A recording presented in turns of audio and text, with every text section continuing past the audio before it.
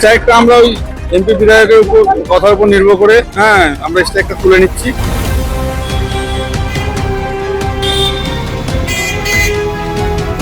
বিধায়ক সাহেবের সঙ্গে কথা বললাম, এমপি সাহেবের সঙ্গে কথা বললাম, তাদের ওনারা আস্থা দিচ্ছে যে ওনাদের আমাদের নিয়ে প্রক্রিয়া চলছে এবং হাই লেভেল অব্দি কথা হচ্ছে। তো ওনারা আমাদের যে সমস্যাটা আছে মিটাই দিবে।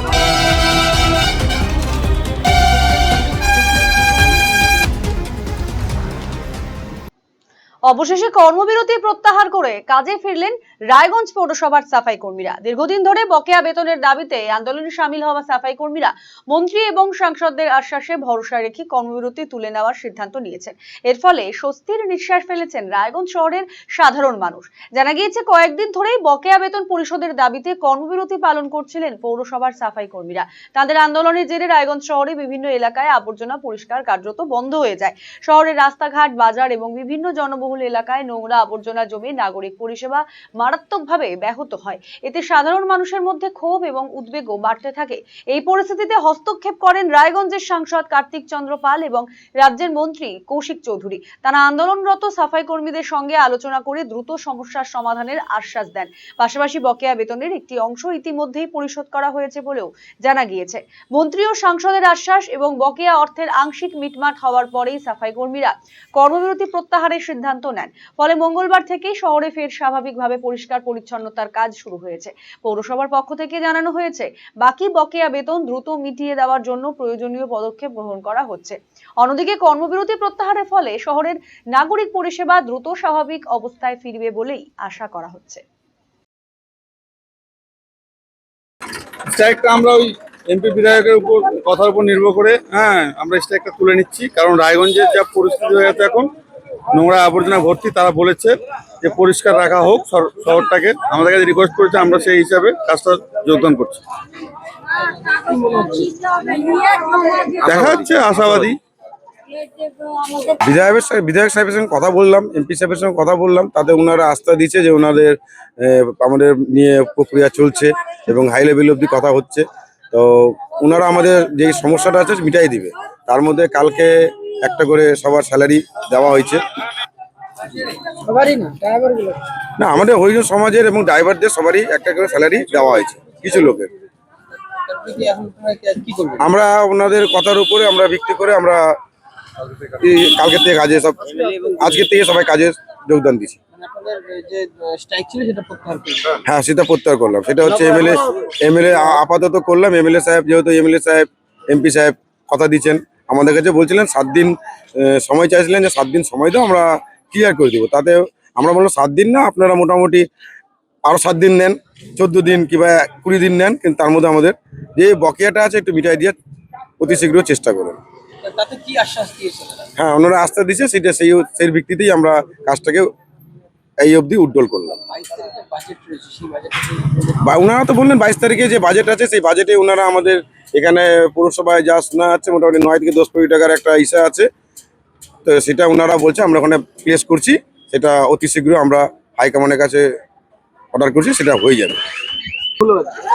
আজকে হলো দাদা যেটা বললো, যে বলে এমপি সাহেব আর এমএলএ সাহেব বলে গেছে, আস্থা দিচ্ছে যে বলে বেতন দিবে আমাদের, বলে বেতন রানিং রাখে দিবে, আমাদের যতগুলো বকেয়া বেতন আছে ওগুলো সব দিবে এবং প্রত্যেক মাসে রানিং থাকবে। এ বিষয়ে বিধায়ক তথা রাজ্যের মন্ত্রী কৌশিক চৌধুরী বলেন, 99% সাফাই কর্মী সহযোগিতা করতে ইচ্ছুক। যদিও 2-4 জন রাজনৈতিক কারণে বাধা দেওয়ার চেষ্টা করছেন, তবে সাফাই কর্মীদের এই সমস্যা দ্রুত সমাধানের চেষ্টা করা হচ্ছে। এদিন রায়গঞ্জ পৌরসভার অন্দরে বিগত দিনের বিভিন্ন দুর্নীতির বিরুদ্ধে সরব হন মন্ত্রী। হ্যাঁ, আমরা তাদের সাথে বারবার কথাবার্তা চালিয়ে যাচ্ছি এবং তাদের মধ্যে প্রায় 99% যারা আমাদেরকে সহযোগিতা করতে ইচ্ছুক এবং সাধারণ মানুষের স্বার্থে তারা স্বচ্ছতার কাজ করতে ইচ্ছুক। 2-4 জন আছে যারা রাজনৈতিক কারণে বাধা দেওয়ার চেষ্টা করছে। তো আমরা সবার সাথে কথা বলেছি, সবাই আবার সুষ্ঠুভাবে কাজ করছেন এবং আমরাও তাদের সমস্যাগুলো দ্রুত সমাধান করার জন্য চেষ্টা করছি।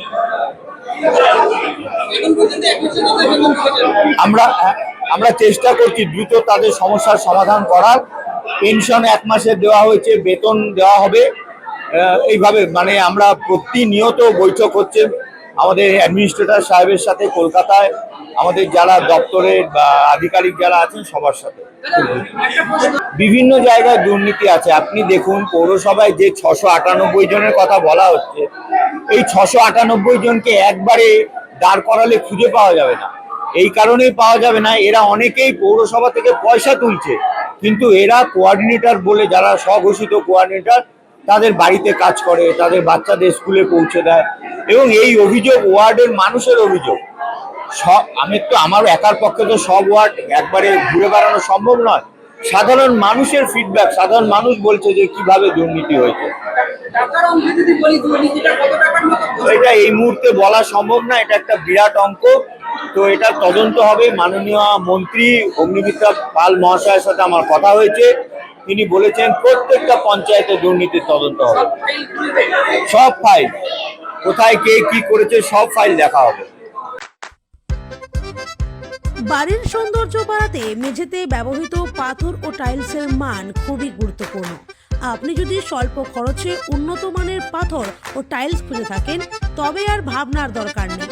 কালিয়াগঞ্জ শহরের বিশ্বস্ত প্রতিষ্ঠান এসকে মার্বেলে পাবেন আপনার প্রয়োজনীয় সব সমাধান। আমাদের কাছে রয়েছে বিভিন্ন রং ও ডিজাইনের মার্বেল, গ্রানাইট, টাইলস সহ নানা ধরনের সামগ্রী, যা আপনার বাড়িকে করে তুলবে আরো আকর্ষণীয় ও আধুনিক। তাই আর দেরি কেন, আজই চলে আসুন এসকে মার্বেলে।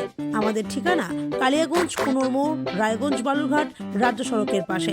যোগাযোগ নাম্বার 9434247290। আপনি কি জীবনে বিভিন্ন সমস্যা ও মানসিক অশান্তি বা ভবিষ্যৎ নিয়ে দুশ্চিন্তায় ভুগছেন? তাহলে যোগাযোগ করুন কলকাতার সুপ্রসিদ্ধ জ্যোতিষ ও তান্ত্রিক সাহেব শাস্ত্রীর সঙ্গে। স্বর্ণপদক প্রাপ্ত ও একাধিক আন্তর্জাতিক সম্মানে ভূষিত, পারিবারিক ঐতিহ্য সম্বলিত দীর্ঘ অভিজ্ঞতা সম্পন্ন জ্যোতিষ পরামর্শদাতা সাহেব শাস্ত্রী স্বামী স্ত্রীর কলহ ও পারিবারিক অশান্তি, প্রেম ও সম্পর্কজনিত সমস্যা, বিবাহে বিলম্ব ও মাঙ্গলিক দোষ, শত্রুতা ও মামলা মোকদ্দমা সংক্রান্ত সমস্যা, চাকরি ও ব্যবসায় বাধা, কালসর্প দোষ সংক্রান্ত পরামর্শ, অন্যান্য ব্যক্তিগত ও পারিবারিক সমস্যার বিষয়ে জ্যোতিষীয় পরামর্শ নিতে আজই আসুন।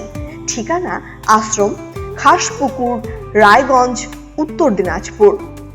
যোগাযোগ 9907966365 ও 9593569322।